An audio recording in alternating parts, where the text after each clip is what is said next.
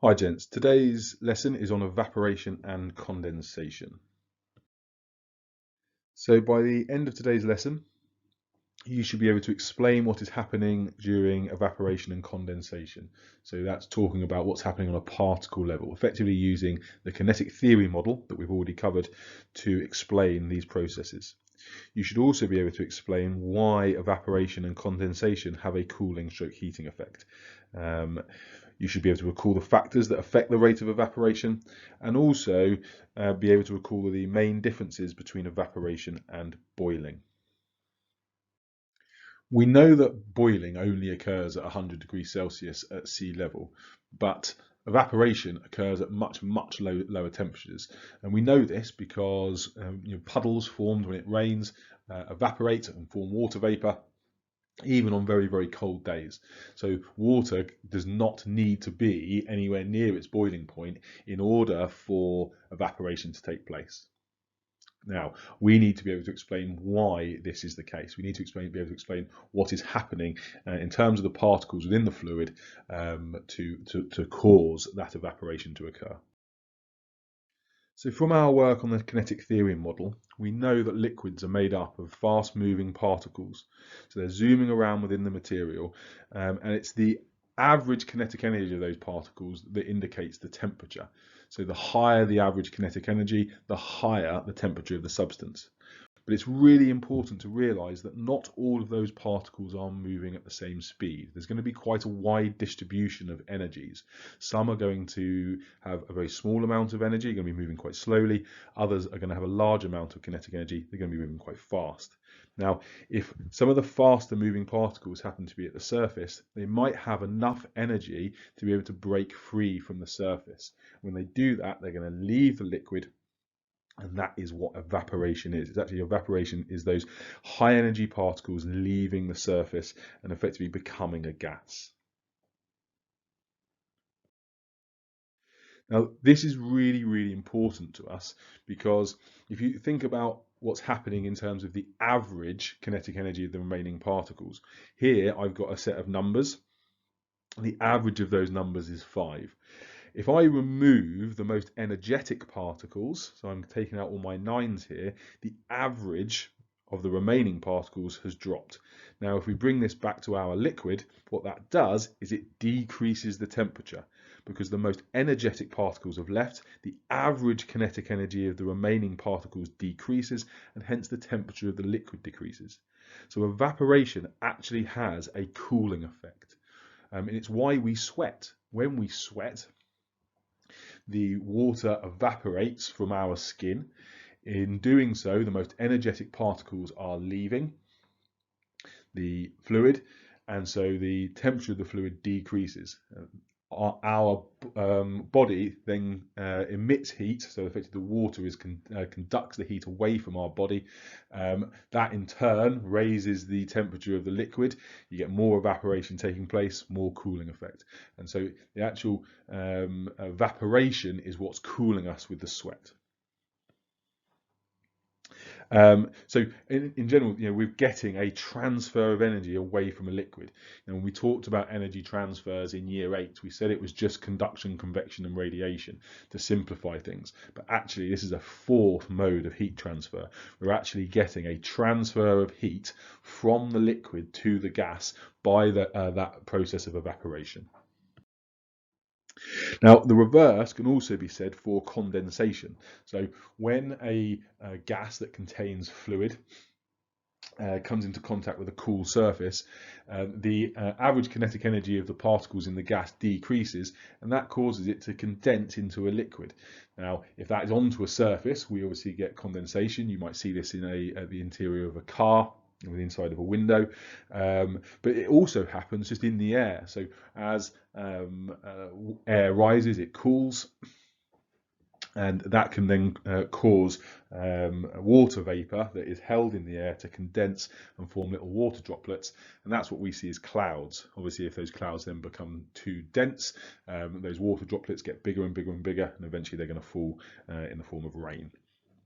So it's really important to realize that this condensation also has effectively a warming effect, because we're having and the high energy particles from the air condensing into the liquid, raising the average kinetic energy of the liquid. So we're actually going to get the complete opposite effect, where condensation actually has a slight warming effect. So something else that we need to cover, comes up very regularly in the IGCSE, is the factors that affect evaporation. Well, the first one and the most obvious one is the temperature of the liquid. Clearly, if the temperature of the liquid is higher, the average kinetic energy of the particles is also going to be high, and so there's going to be more particles in the substance that have enough energy to escape from the surface, and so we're going to get more evaporation.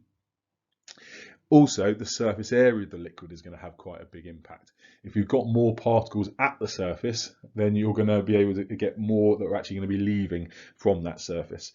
If you had a small container that had a very small surface area, you're not going to get a huge amount of evaporation taking place from that surface.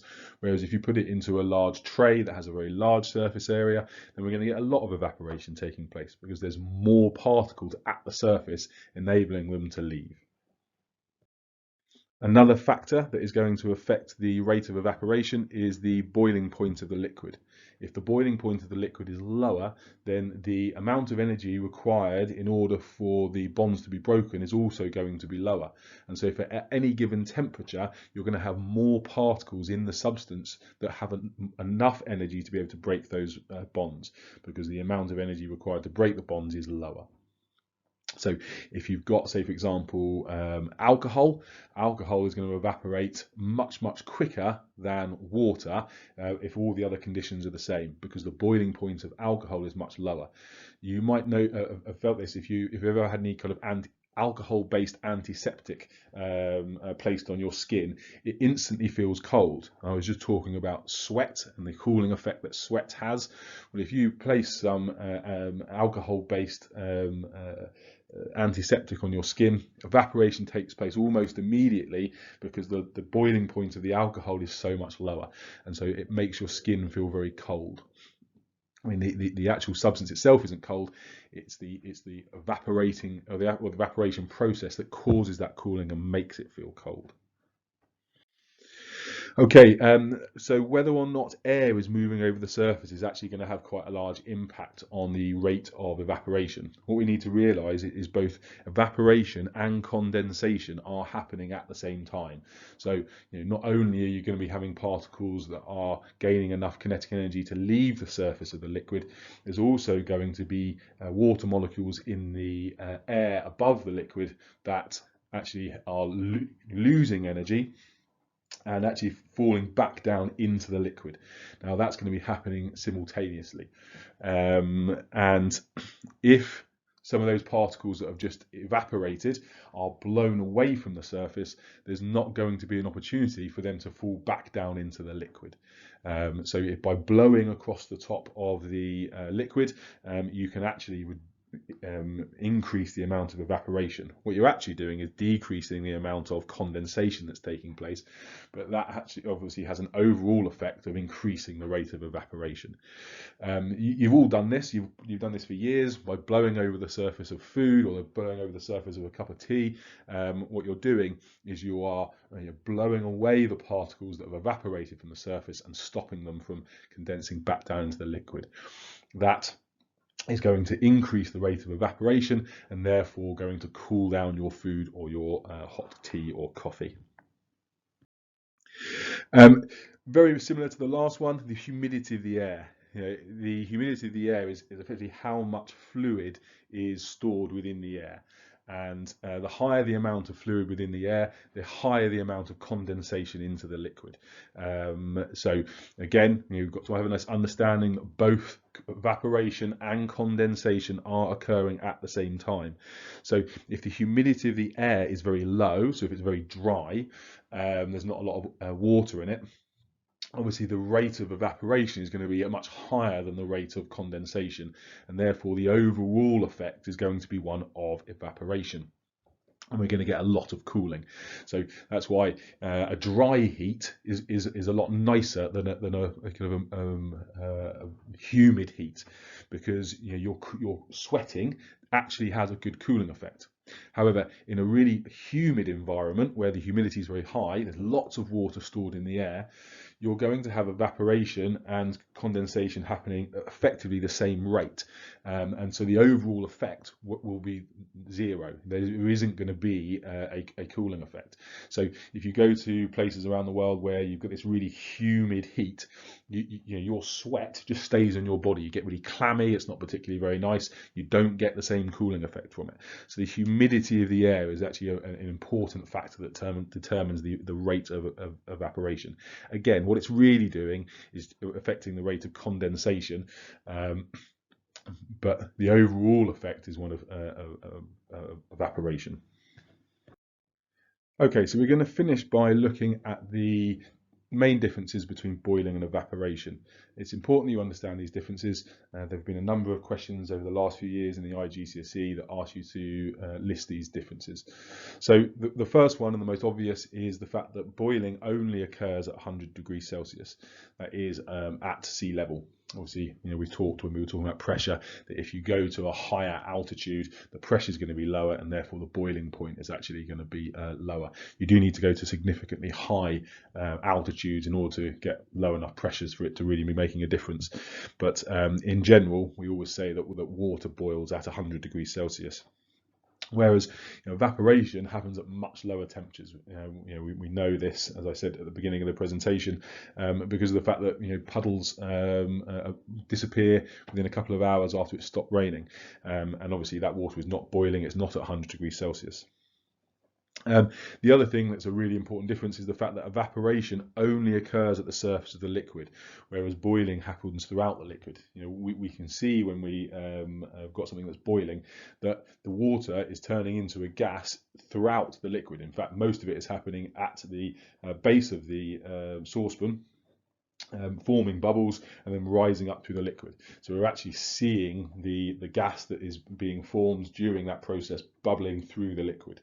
Obviously with evaporation that doesn't happen. Evaporation is only happening at the surface. And finally, if you are ever asked to give a third explanation, I'd always stick with the first two, but for a third one, boiling requires an external source of energy to continue, whereas evaporation does not. Why is this? Well, we've already talked about the cooling effect of of evaporation, but obviously boiling does the same thing. Whilst the water is boiling, the most energetic particles are the ones that are leaving the liquid, and that's going to decrease the average kinetic energy of the remaining particles, and therefore decrease the temperature of the liquid. And if the temperature of the liquid falls below the boiling point, then obviously it's going to stop boiling. So in order for boiling to continue to occur, you need some kind of external energy source in the liquid that is continually replacing the energy that's been lost due to the most energetic particles leaving the surface of the liquid or leaving the liquid. Obviously with evaporation, because evaporation occurs at any temperature, we don't need to worry about the fact that the most energetic particles have left. Yes, the temperature is going to decrease, but evaporation is going to continue anyway because we're still going to have this distribution of energies within the liquid.